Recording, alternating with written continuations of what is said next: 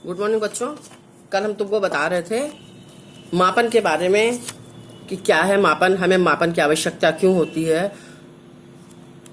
दैनिक जीवन में हमने तुमको ये पहले भी बताया था कि अनाज पानी लाने के लिए, दूध लाने के लिए या हर सामान कुछ भी खरीदने के लिए मापन की आवश्यकता होती है। फिर प्राचीन काल में मापन कैसे होता था, जो कि फिट नहीं बैठता था, कहीं कम ज़्यादा कुछ हो जाता था, एक्यूरेट नहीं होता था, वो सर्वमान्य इसीलिए नहीं मानी गई।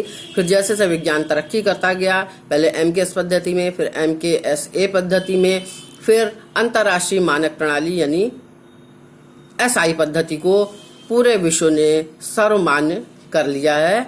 और इसमें हमने तुमको कल बताया था कि अंतर्राष्ट्रीय मानक प्रणाली में 7 मूल मात्रक और 2 पूरक मात्राएं होती हैं। मूल मात्राओं में हमने तुमको बताया था लंबाई, द्रव्यमान, समय, ताप, पदार्थ की मात्रा, ज्योति तीव्रता और विद्युत धारा। फिर इनका SI मात्रक भी हमने तुमको बताया था लाइन से, मीटर, किलोग्राम, सेकंड, केल्विन, मोल, कैंडिला और एम्पियर। और इनका हमने शॉर्ट में कैसे इनको लिखा जाता है ये भी आपको बताया था। कल पूरा चार्ट हमने आपको दिखाया था और ये फिर किस तरह से इसको लिखा जाता है। और 2 हमने पूरक मात्राएं बताई थी, एक तलीय कोण और दूसरा घन कोण। तलीय कोण के लिए रेडियन और घन कोण के लिए स्टेरेडियन। तो ये था बच्चों कि पूरक मात्राएं क्या होती हैं और मूल मात्राएं क्या होती हैं।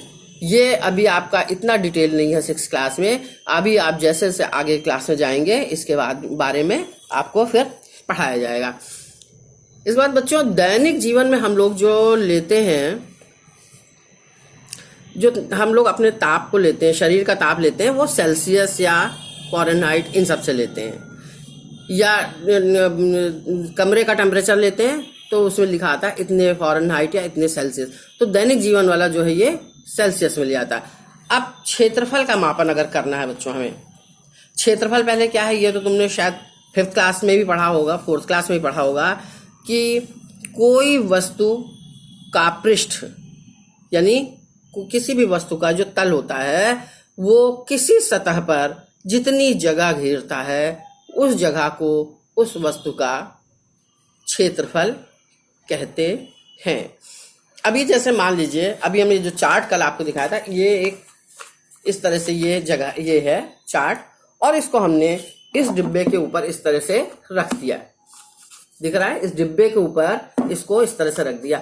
अब ये चारों ओर जितनी, चूंकि ये इसका तल है, ये इसका पृष्ठ है नीचे वाला हिस्सा, तो ये तल जिस सतह पे रहेगा उसके चारों ओर की जितनी जगह घेरेगा उसको हम इस वस्तु का, इस कागज, जो भी कागज या जो वस्तु रखा है, इसको इस वस्तु जो चारों ओर की जगह घेरी है इसको हम इस वस्तु का क्षेत्रफल कहेंगे। यानी किसी भी पृष्ठ का, किसी वस्तु का जो पृष्ठ होता है वो किसी सतह पर जितनी जगह घेरता है उसको हम उस वस्तु का क्षेत्रफल कहते हैं। अब क्षेत्रफल क्या है बच्चों की, एक तो होता है इसकी मात्रा क्या होती है, वर्ग मीटर। अब वर्ग आयत का क्षेत्रफल तुम लोगों ने 5वीं क्लास में पढ़ा होगा।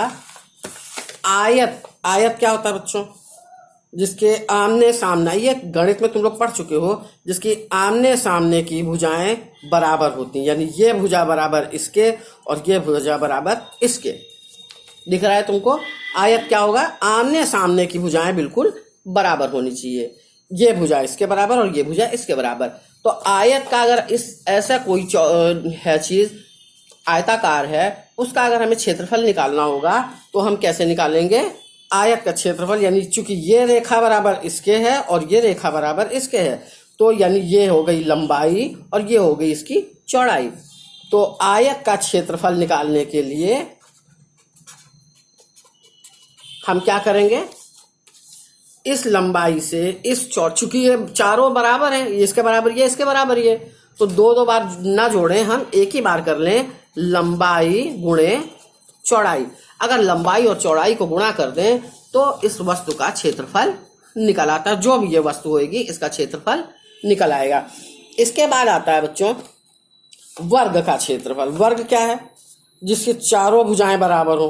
ये तुम 5वीं क्लास तो गणित में पढ़ चुके हो। वर्ग क्या होता है? जिसकी चारों, ये भुजा जितनी है उतनी ही ये होगी, उतनी ही ये होगी, उतनी ही ये होगी, यानी चारों भुजाएं बराबर होंगी। अगर ये 2 सेंटीमीटर तो ये भी 2 सेंटीमीटर, ये भी 2 सेंटीमीटर, ये भी 2 सेंटीमीटर, तो चारों भुजाएं बराबर होती हैं तो ये वर्ग कहलाता है। और वर्ग का अगर कोई वस्तु वर्गाकार है यानी बिल्कुल चौकोर है तो उसका वर्ग का क्षेत्रफल निकालने के लिए हम करते हैं क्या? चूंकि चारों भुजाएं बराबर हैं इसलिए भुजा गुणे भुजा। यहां पर भुजा भुजा गुणे भुजा क्यों नहीं किया आयत में? क्योंकि इसका एक भुजा अलग है और दूसरी भुजा की लंबाई अलग है, दोनों भुजाएं अलग अलग है। चूंकि इसमें चारों भुजाएं एक बराबर है इसलिए भुजा गुणे भुजा। तो ये हो गया वर्ग का क्षेत्रफल। आयत का क्षेत्रफल बता दिया, वर्ग का क्षेत्रफल। इसके बाद बच्चों आता है कोई वृत्त है, ये वृत्त है, इसका क्षेत्रफल निकालना होगा वृत्त का।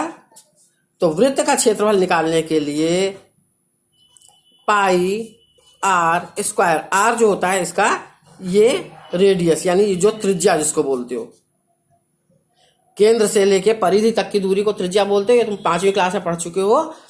तो वृत्त का क्षेत्रफल निकालने के लिए ये होता है पाई का मान तुम आगे भी पढ़ोगे 22/7 होता है, और आर इसमें ये रेडियस होता है त्रिज्या, और इसी को अगर हम 2 बार कर दें रेडियस को तो पाई आर स्क्वायर ये वृत्त का क्षेत्रफल होता है। आयत का क्षेत्रफल लंबाई गुणे चौड़ाई, वर्ग का क्षेत्रफल भुजा गुणे भुजा, और वृत्त का क्षेत्रफल पाई आर स्क्वायर। तो ये बच्चों क्षेत्रफल के बारे में हुआ। अब ये तो हुआ कि जो किसी पृष्ठ तल पे जगह घेरता है उसको हमने क्षेत्रफल बताया और क्षेत्रफल की तुमको निकालना बता दिया। इसके बाद आता है आयतन। साधारण भाषा में कहा जाए कि कोई वस्तु लंबाई, चौड़ाई और ऊंचाई में, देखो तीनों चीजें बच्चों, क्षेत्रफल में सिर्फ लंबाई और चौड़ाई थी क्योंकि वो पृष्ठ सतह पर था। आयतन जिसमें लंबाई, चौड़ाई और ऊंचाई तीनों चीजें हो। कोई जैसे ये एक डिब्बा देखो तुम, अगर इस वस्तु का हम कहें तो ये इसकी लंबाई है, ये चौड़ाई है और ये ऊंचाई है। एक लंबाई हुई, एक चौड़ाई हुई और ये इसकी ऊंचाई हुई। तो ये क्या है? तो जो वस्तु लंबाई, चौड़ाई और ऊंचाई में स्थान घेरता है वो उस वस्तु का आयतन कहलाता है। क्षेत्रफल हमने तुमको बताया पृष्ठ सतह पर, और आयतन हमने तुमको बताया अभी कि जो लंबाई, चौड़ाई और ऊंचाई में अपनी जगह घेरता है।